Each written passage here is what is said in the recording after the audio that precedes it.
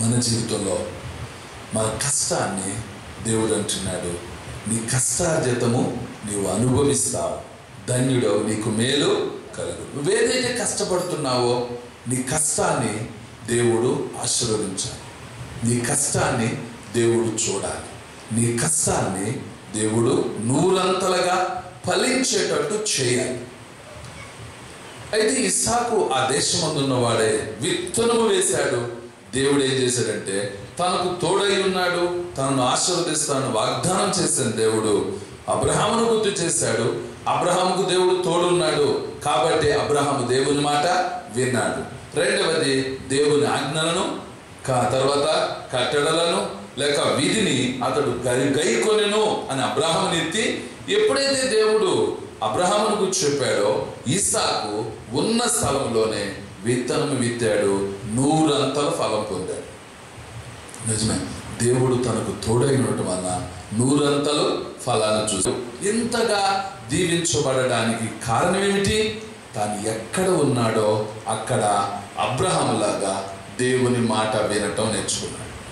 రెండవది, దేవుని ఆజ్ఞల ప్రకారం ప్రవర్తించడం నేర్చుకున్నాడు. దేవుని విధులను ఆ కట్టడలను గైకొనటం నేర్చుకున్నాడు.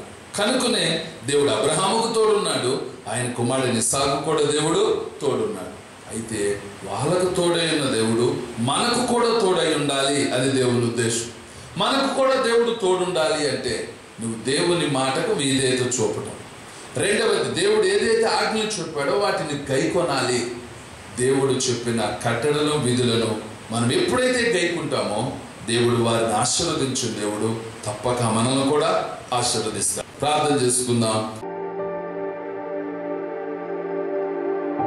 ప్రభువా, అబ్రహాము మీ మాటకు విధేయత చూపి ఆజ్ఞలు గైకొని కట్టడలు విధులు గైకొనడం వలన అబ్రహామును ఆశీర్వదించావు.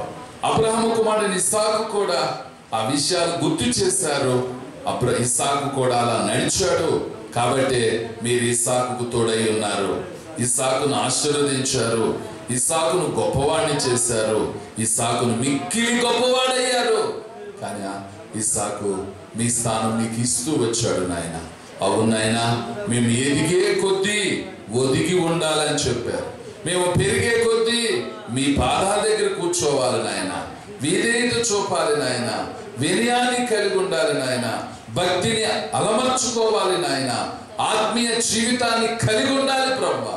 భక్తులు మాకు నేర్పిన ఆధ్యాత్మిక స్థితిలో మేము నడుస్తూ మా కుటుంబాన్ని మా బిడ్డలను మీ మార్గంలో నడిపిస్తూ మేము ఆత్మీయంగా కొనసాగడానికి కృప దయచేయండి, దీవించండి ప్రభువా. ఈ రీతిగా కూడుకొని నీ మాటలు విన్న మా హృదయాలను దర్శించండి. అబ్రహాము ఇస్సాకు వలె మా ప్రభువా మీ మాట మేము విధేయత చూపేవారిగా, నీ మాటను మీ ఆజ్ఞలను గైకొనే వారిగా, మీ కట్టడలను మీ విధులను గైకొనే వారిగా మా ప్రభువా మమ్మల్ని చేయండి. మీ ఆశీర్వాదానికి వారసులుగా నిలవబెట్టండి, కుటుంబాలను ఆశీర్వదించండి. నీ మాటలు నీ బిడ్డల హృదయాలు ముద్ర వేయమని దీవించమని యేసు నామమున అడుగుచున్నాము తండ్రి, ఆమేన్.